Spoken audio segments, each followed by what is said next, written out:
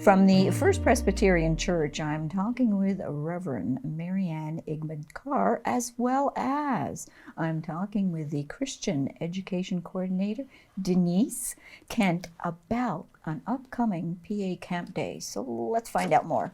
So welcome to the program, you two. Thank you very much. So when is the next PA Camp Day? It's November 26th.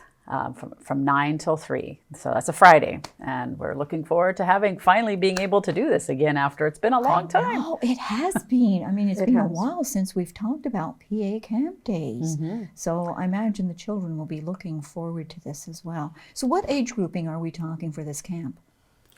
4 to 12. Mm-hmm. 4 to 12. And it's at the First Presbyterian Church, right, in Brockville. Yes.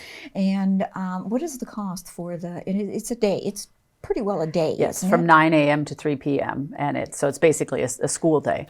And it's $10 per child or $20 per family. So. And is there a theme for this particular camp day?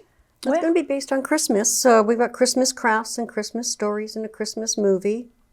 So it'll be all about the upcoming holidays. Mm-hmm. So are you expecting that when the youth come in that they do have a mask on because of COVID? Will they be wearing a mask on all the time that they're there? Yes, they will. The same as when they do at school. Mm-hmm. And will they, because of their age group, of course, they have not had their vaccinations yet. So is there any questions that you will be asking? Yeah, we'll be doing the usual COVID screening, just asking if they've had any symptoms or, and that sort of thing. We'll check with the parents when they come in. So now, in the past, when we talked about PA days, there was always lunch and there were snacks and things like that.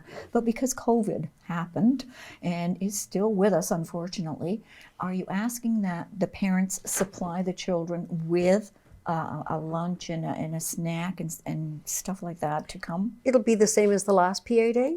The children will bring their own snacks, they'll bring their own lunches, and a refillable water bottle. And that's the only time they'll take their masks off.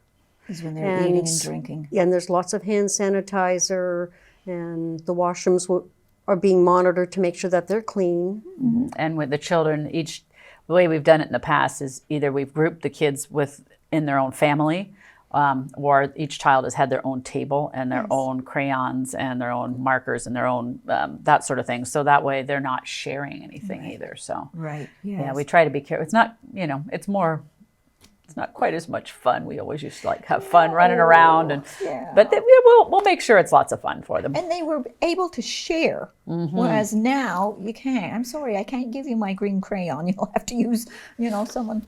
I'll get one from one of the Well, volunteers. I've got little kits made up for each individual child. They will have a full spectrum of colors. Oh, good. And on the cart, if they need something, our volunteers will make sure that if they want a particular color or their pencil broken or they missing whatever their favorite thing is, or they don't like the scissors, there will be more, but a volunteer will bring them, and everything is it's all ready already. It's sanitized, so it's ready. It's ready to go.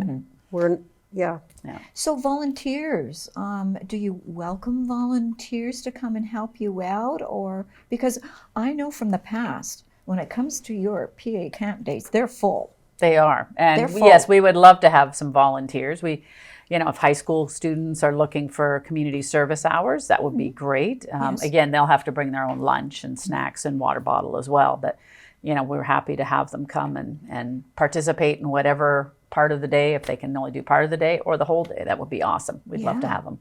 And it's fun for them, and it's fun for the kids too, isn't it? It is. I don't know who has more fun sometimes. No, sometimes those high school volunteers, once they get the crafts, it's like, oh, I want to do that too. Yes. So there's always extra crafts in case the volunteers decide that they want to do it as well. Oh, I think that's awesome. So how do people sign up their children? Like, how do parents? Okay, the easiest way to do it is to contact the church office. You can contact us either through the phone, 613-345-5014, or you can email the church at firstkirk, FIRSTKIRK, @truespeed.ca. Say you'd like to register your child for camp.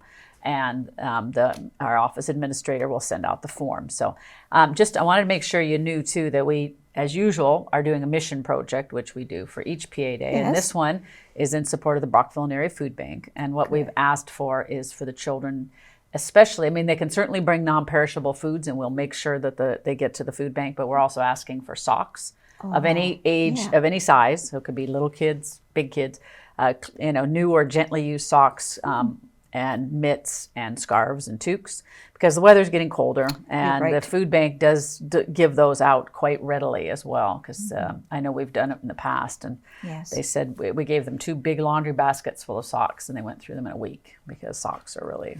Yeah, and it's something that, and I'm glad you mentioned the socks and the mitts, because that's something that you don't always think of right away when you think of a food bank. And it is good and cooler out there, and we know there's going to be snow. That's right. And So, yeah. and we're also hoping to have someone from the food bank come and tell the children about, especially what it's been like for the food bank. Because in the past, we've generally gone to visit the food bank, Yes. but because of COVID, we're just trying to keep everything safe, and we'll make sure that somebody comes from the food bank and tells the kids what they've been doing, especially during the pandemic, That's a great which has really idea. exposed a lot of the issues in our community with regard to hunger and poverty and homelessness. Yes, it has indeed. So- And we've made a lot of changes, haven't we, in trying to help these various groups. Yeah. And Yeah, and the food bank has been one of the, the key help, drivers and people, It has been. sources of help for so many people in the community. you're So absolutely right. You're we're absolutely glad to right. help them. Yeah. And our families have always been very generous.